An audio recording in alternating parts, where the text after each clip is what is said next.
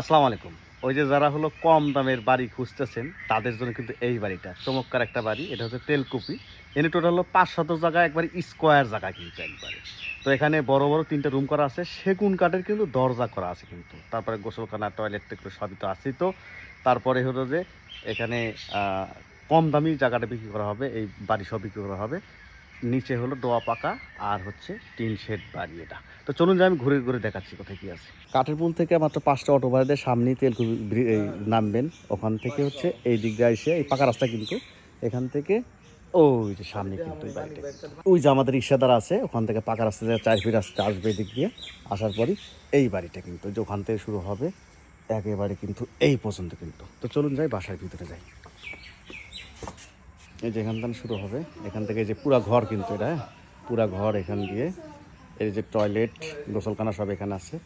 এখানে একটা ঘর আছে, টোটাল ৫ শতাংশ জায়গা আছে কিন্তু। এই সাইডে একটা রুম আছে, এই সাইডে একটা রুম আছে, আর এই সাইডে একটা রুম।